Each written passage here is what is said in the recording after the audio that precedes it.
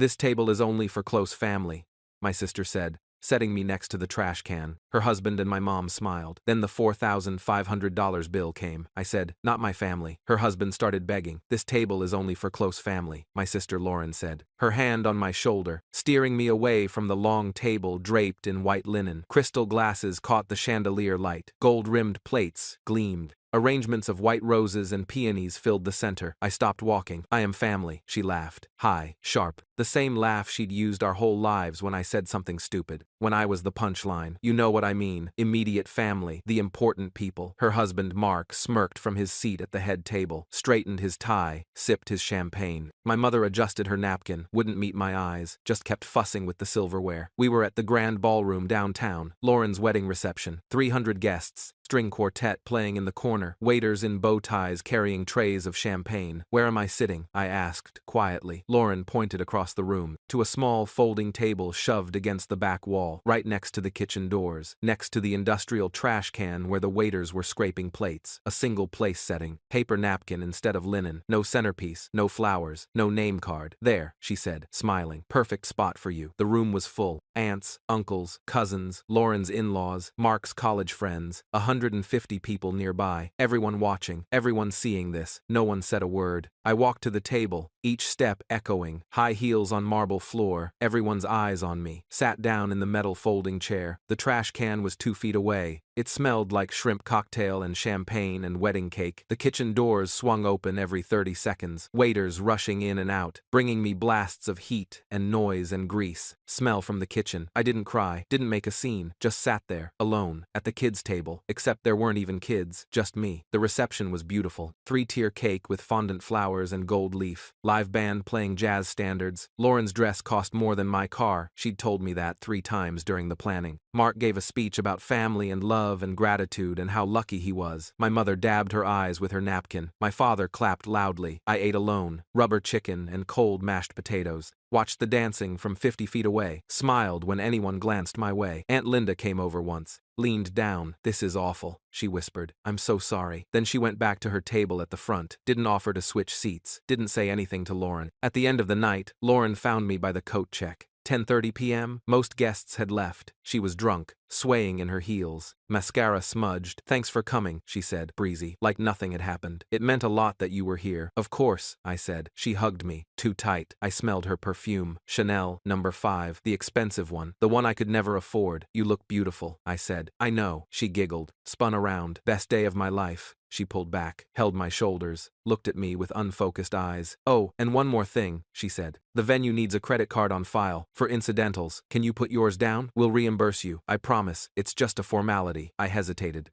"How much are we talking about?" "I don't know. A few hundred maybe. It's just a hold. They won't actually charge it. It's just like insurance.